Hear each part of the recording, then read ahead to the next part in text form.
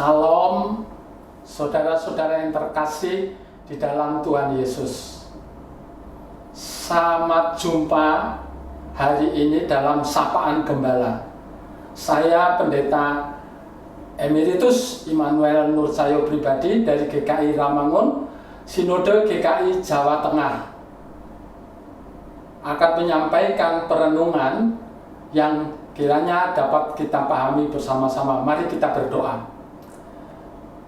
Di dalam Bapa, Yesus, dan Roh Kudus, tuntunlah hamba untuk menyatakan firman Tuhan.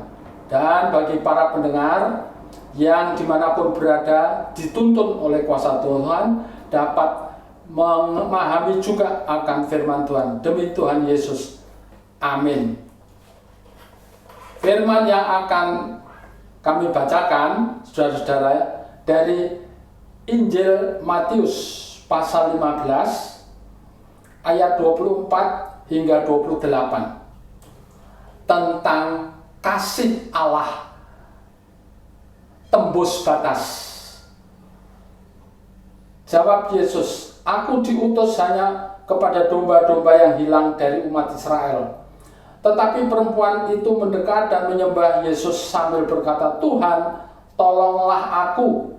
Tetapi Yesus menjawab, "Tidak patut mengambil roti yang disediakan bagi anak-anak dan melemparkannya kepada anjing." Kata perempuan itu, "Benar Tuhan, namun anjing itu makan remah-remah yang jatuh dari meja tuannya." Maka Yesus menjawab dan berkata kepadanya, "Hai ibu, besar imanmu, maka jadilah kepadamu seperti yang kau kehendaki." Dan seketika itu juga anaknya sembuh. Saudara yang terkasih dalam Tuhan, kasih Allah tembus batas. Demikian renungannya. Saudara-saudara, dalam kehidupan, batas seringkali dijadikan satu kesempatan konflik sosial antar manusia. Bisa saja batas itu terjadi karena usia, adat, tradisi, budaya, latar belakang, pendidikan, ekonomi, sosial, dan sebagainya, yang bisa dimanfaatkan untuk menjadi satu konflik sosial di tengah masyarakat. Ada satu pernyataan kisah nyata yang saya peroleh dari medsos internasional. Seorang yang bernama Thomas More, perwira angkatan darat, mantan sudah veteran di London tempat tinggalnya. Beliau itu sudah pensiun pada tanggal 20 April 2020, usianya 100 tahun.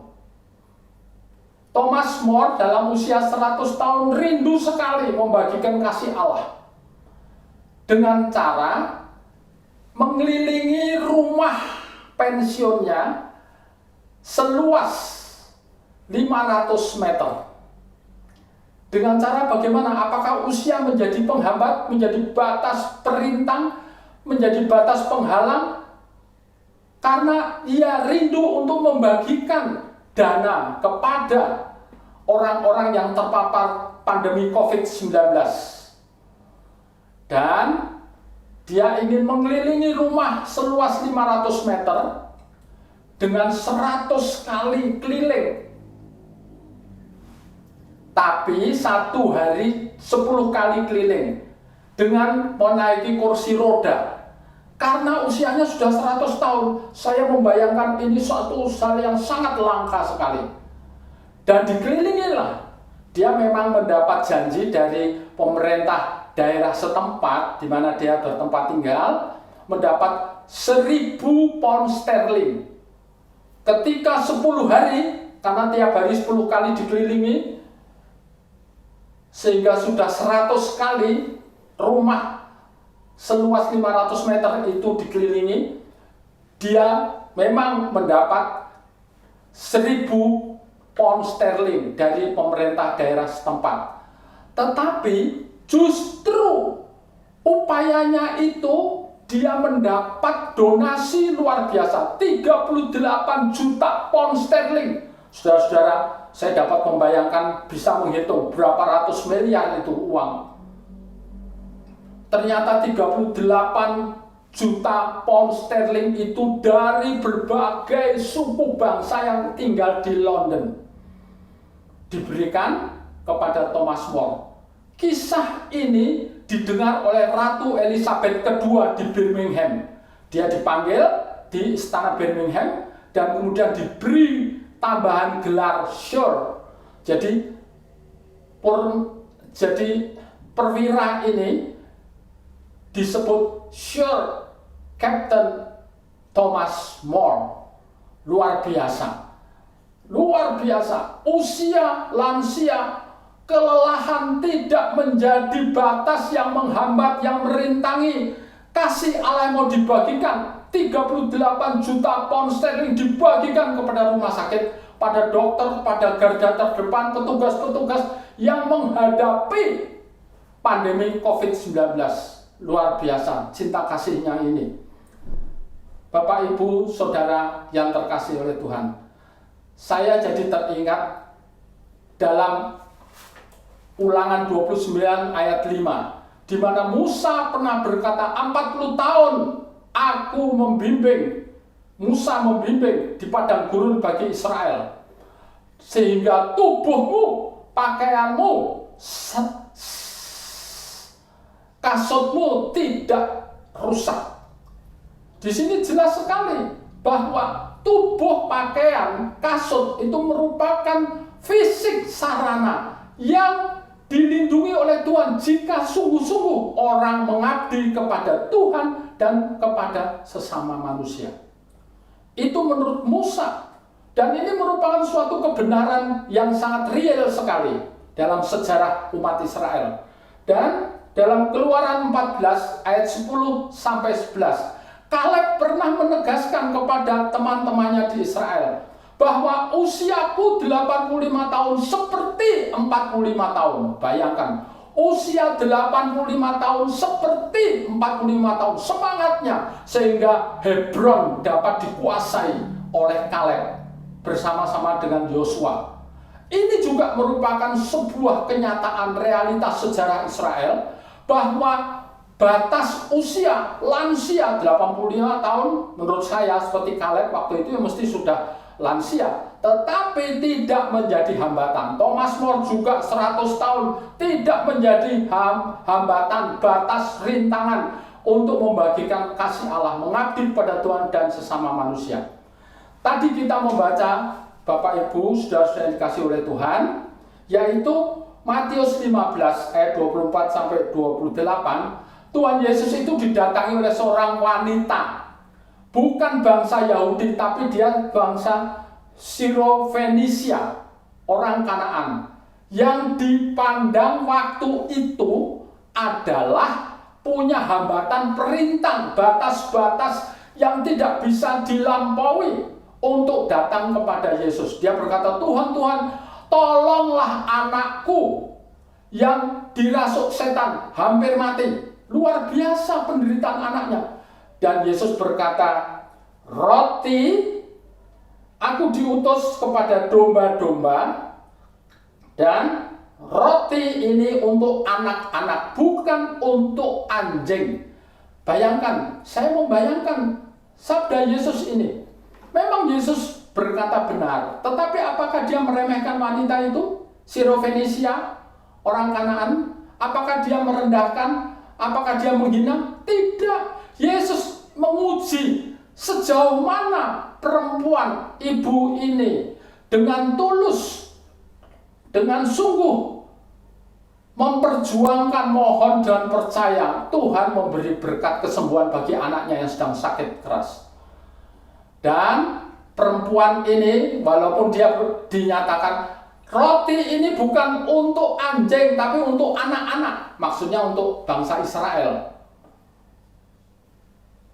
Ibu ini ternyata berkata, Tuhan benar, Anjing pun dapat makan remah-remah yang jatuh dari meja tuannya.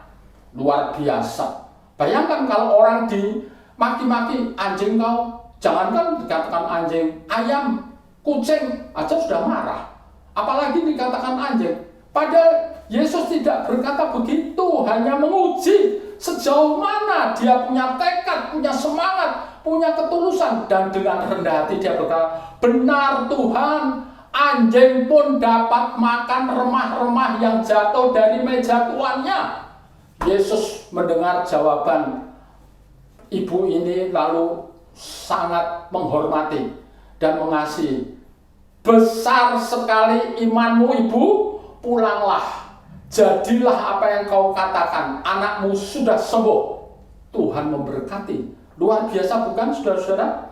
Jadi faktor usia, faktor gender, faktor-faktor yang menjadi hambatan, batas-batas itu tidak bisa menghalangi kasih Allah dibagikan.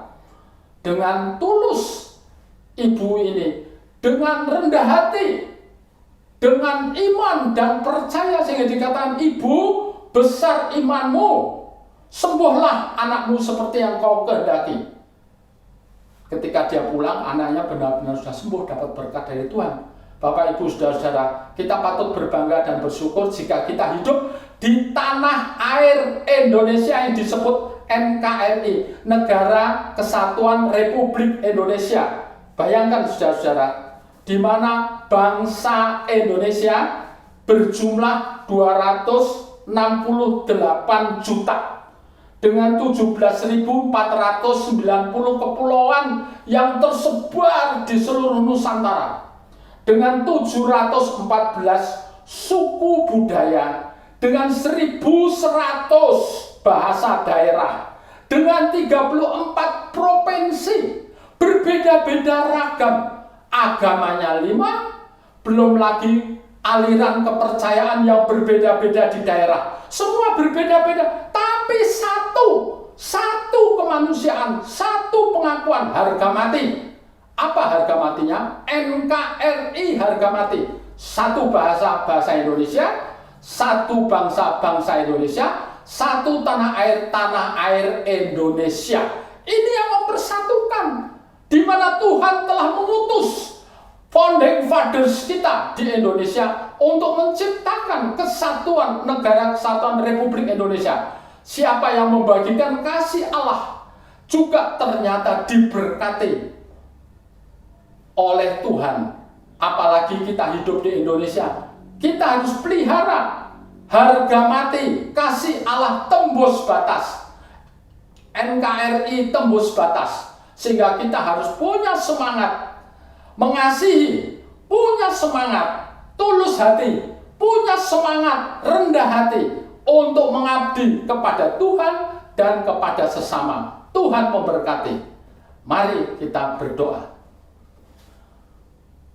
Tuhan Yesus, terima kasih. Tuhan telah memberi pimpinan kepada hamba dan juga kepada saudara-saudara yang terkasih dalam mendengar video rekaman Sapaan Gembala ini. Tuhan memberkati dimanapun berada. Tuhan memberkati di mana kita sedang berada di masalah pandemi COVID-19. Disinilah kami semua diundang, baik gereja, baik saudara yang mendengar, kita semua negara, untuk menyatakan kasih Allah di tengah-tengah pandemi COVID-19. Dalam Tuhan Yesus kami berdoa. Amin.